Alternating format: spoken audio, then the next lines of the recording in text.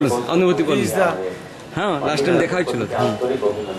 আনন্দ যে আমাদেরই পাড়ার ছেলে এবং আমাদের খুব কাছের লোক ছিল, তো ছোটবেলার থেকে এর একটু এই সমস্ত দিকে একটা ঝোঁক ছিল, কিছু আবিষ্কার করার মতো। বাহ, তাই কলেজ লাইফের পরে আস্তে আস্তে এগুলো যখন আবিষ্কার করলো 2006-তে, তখন প্রথম এই আনন্দ যোগ এটা প্র্যাকটিস আরম্ভ করলো লোককে দেখানোর। আমি তখন কাউন্সিলার ছিলাম, আমাকে ইনভাইট করে, সেখানে আমি যাই।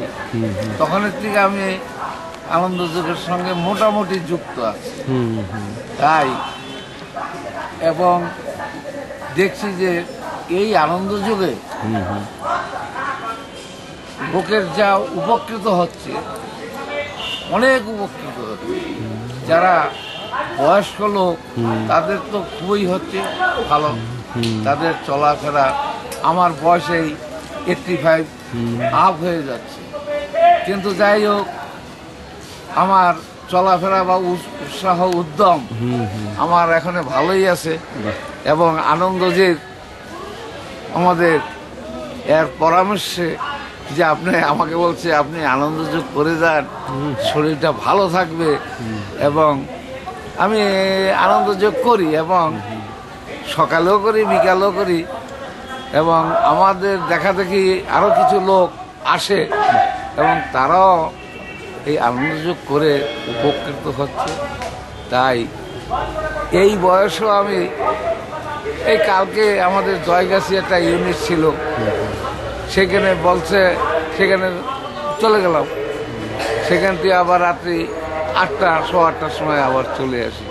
তাহলে এই যে এনার্জিটা আসছে এই আনন্দ যোগ করলে মনে মোটামুটি এই যে আমাদের দেহের অঙ্গ প্রত্যঙ্গগুলো, নার্ভগুলো সচেতন থাকে।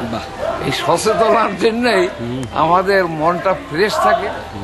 তাই আনন্দ যোগ আশা করি যে যারা একটু বয়স্ক বা হাঁটতে চলতে পারে না, তাদেরও পরামর্শ দেই যে আপনারা আনন্দ যোগ করেন, নিজের দেহটা ভালো রাখবেন।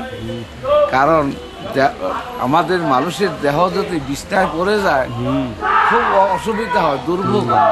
তাতে যে হেঁটে চলে যদি যেতে পারেন সবচেয়ে ভালো। তাই এইখানে আসি। আমার বাড়ি হাবড়াই, এদের বাড়ির পাশেই বাড়ি, থামের পাশে।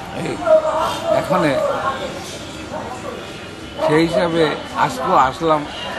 আর সীমা হইল আমার বৌমা, মেজো ছেলে। আচ্ছা সীমা, কিছু বলো। কিভাবে আনন্দ যোগে আসলেন? আমার মেজো বৌমা। আচ্ছা, এই সামনে আসুন, সামনে আসে বলুন। কে সামনে আসে বলুন।